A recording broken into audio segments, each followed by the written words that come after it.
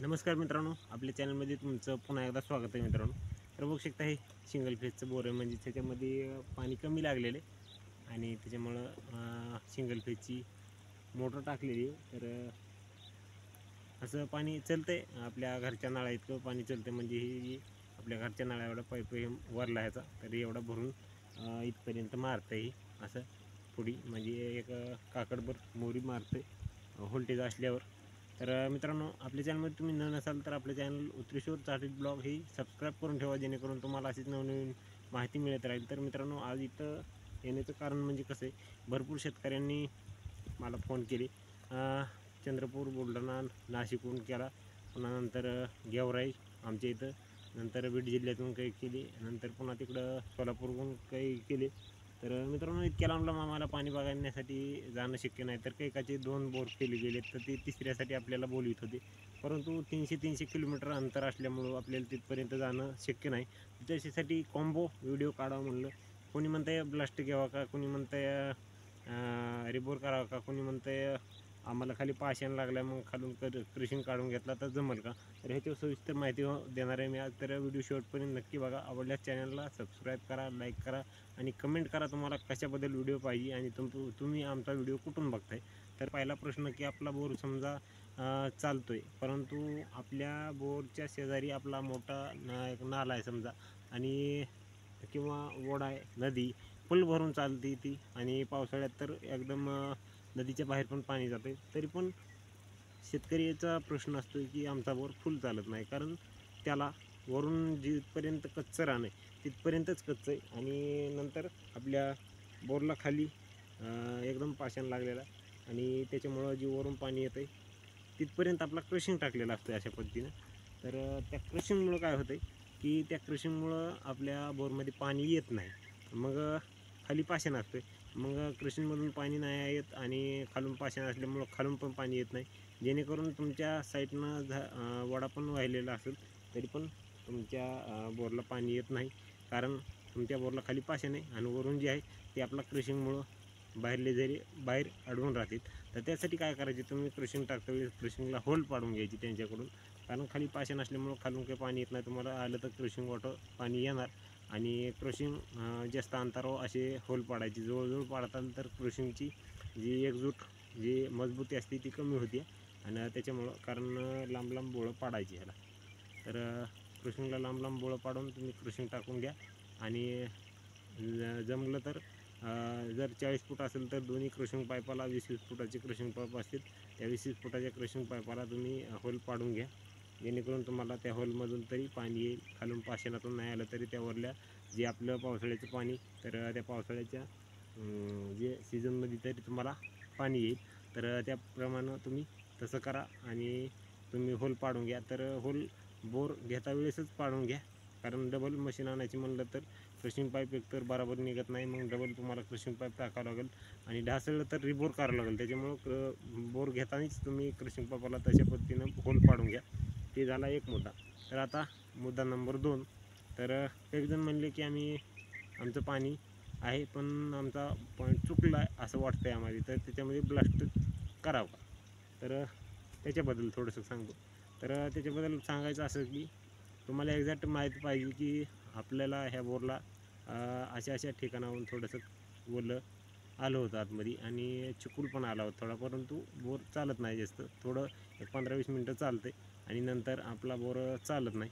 तर त्या पद्धतीमध्ये तुम्हाला ती लाईन माहिती पाहिजे की किती फुटाला तुमचं तशा पद्धतीमध्ये मग काय करायची, तेवढी लाईन मापायची, आणि एक्झॅक्टली जी आपलं विहिरीमध्ये जी बोर होल घेतात, आणि होल घेऊन आपली विहीर फोडायचं जे काम करते, ज्याला ब्लास्टिंग असं म्हणतो आपण, म्हणजे विहिरीमध्ये खोदते जे ब्लास्टिंग करतो, तर त्याच्यामध्ये जे ब्लास्ट करण्यासाठी ते त्यांनी वापरलेले असते तोटे समजा.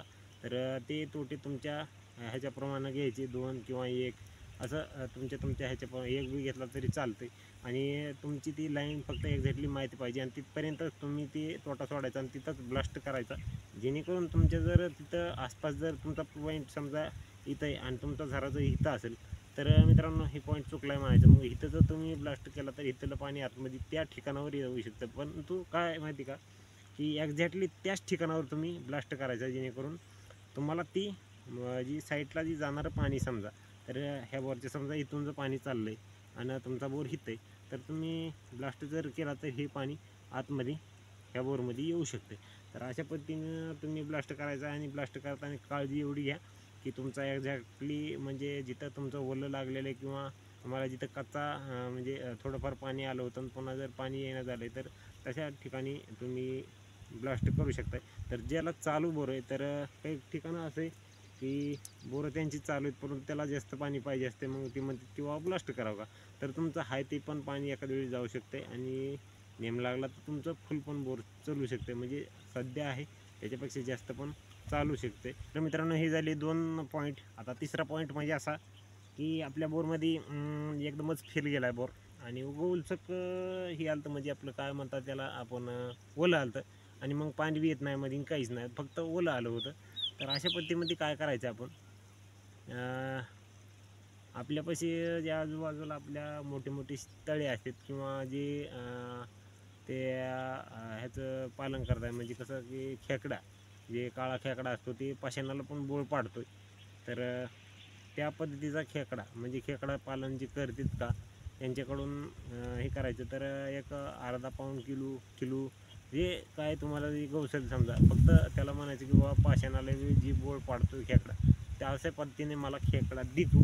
तर अशा पद्धतीनं खेकडा घ्यायचा तुम्ही आणि तुमचा जी फेल गेलेला बोर आहे किंवा ओला आलेलं बोर आहे त्याच्यात पाणी काही नाही पण त्याच्यामध्ये दुसरीकडून पाणी तुम्ही त्याच्या बोळावाटं सोडायचं मध्ये आणि बॉल फुल करून घ्यायचं आणि खेकडामध्ये सोडायचं आणि त्याला वरून असलं टोपण आहे बघा, ही जी कॅप असते ही, तर ही कॅप त्याला लावून घ्यायचं वरून म्हणजे खेकडा बाहेर निघून जाऊ नये.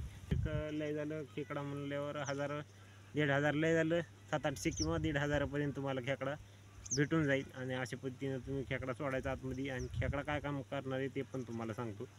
तर एक उदाहरण देतो तुम्हाला की मोठी तळी असतात किंवा आपल्या जे गाव आहे त्याच्या शेजारी नाले चाललेले असते किंवा आपली नदी असते. नदीचं पाणी आटल्यानंतर किंवा बंधाऱ्याचं पाणी आटल्यानंतर त्याच्यामध्ये जेव्हा आपली बारकी जी खेकडे असतात आपली नदाडातली समजा वड्यातली, तर ते खेकडे जसं जसं पाणी आटल तसं तसं साईडला टोकरून माती काढून तुम्ही बघू शकताय वड्यामध्ये हिंडूनसुद्धा ते बोळं दिसते, ती खेकड्याचीच बोळं असतात.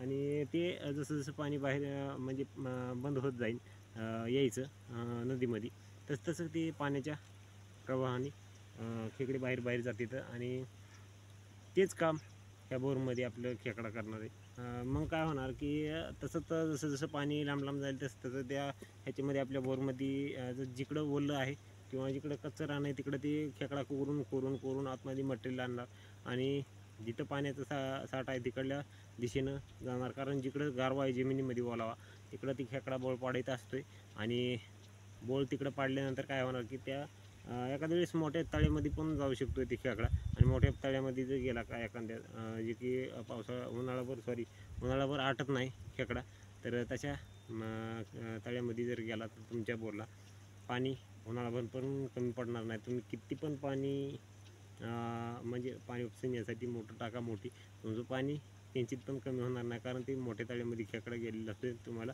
मोठ्या तळ्यामधून जणू का पाईपलाईन केली अशा पद्धतीने तुमचं काम करणार आहे खेकडा. आजूबाजूला जर बारीक सारीक जरी झरी असतील का तर त्या झऱ्याचं काम हे खेकडा करणार आहे. तर अशा पद्धतीनं खेकड्याचं काम होणार आहे आणि एकदम भारी असं खेकडा तुमचं 1000-1500 रुपयामध्ये काम करून टाकेल. आणि तिसरा पॉईंट झाला. तर मित्रांनो अजून एक पॉईंट आहे तुम्हाला सांगायचा राहून गेला, ते म्हणजे आपण बोर घेता वेळेस क्रशिंग काढतो पाणी नाही लागले तर तसं करू नका, कारण क्रशिंग आपला गरजेचं आहे. कारण नंतर जर पाणी आलं बोरमध्ये आणि तुम्हाला जर मोटर टाकायची म्हणलं तर तुम्ही टाकू शकता, परंतु जर चांगलीच जर मोटर चालायला लागली तर तुम्हाला खर्च करून दुसरी आपली बोरची गाडी आणणार होती आणि नंतर अशा पद्धतीने इकडून लावायची आणि तुमचा बोर रिबोर करून घ्यायचा. कारण रिबोर करण्याचं कारण म्हणजे कसं की आपलं क्रशिंग टाकताना मटेरियल खाली पडतं, कारण पहिल्या वेळेस आपण बोर घेऊन नंतर पुन्हा दिवस झालेले असतात बरेच आणि मातीही तळलेली असते, ती माती मग क्रशिंग टाकताना पडते आणि खालून बोर बुजते पण, त्याच्यामुळं मग डबल रिबोर करावं लागते. तर त्याच्यामुळं आधीच तुम्ही क्रशिंग टाकून घ्या जेणेकरून तुम्हाला डबल क्रशिंग टाकायची गरज लागणार नाही. तर ही 2-4 मुद्दे होते मित्रांनो. आणि बरेच असे काही प्रश्न आहेत मित्रांनो. भरपूर असे शेतकरी लांब लांबून फोन करतात आणि आपल्याला पुढल्या वर्षी वॉटर डिटेक्टर म्हणजेच पाणी तपासायची मशीन पण घ्यायची. त्यासाठी तुमचं प्रेम असंच राहू द्या. ज्यांना कोणाला पुढल्या वर्षी तुम्हाला बोर घ्यायचा आहे आणि वॉटर डिटेक्टरनंच पाणी तपासून घ्यायचं आहे, तर आपलं चॅनल आता सबस्क्राईब करून ठेवा, जेणेकरून तुम्हाला आपली अशीच रोजचे रोज व्हिडिओ बघायला मिळतील मित्रांनो.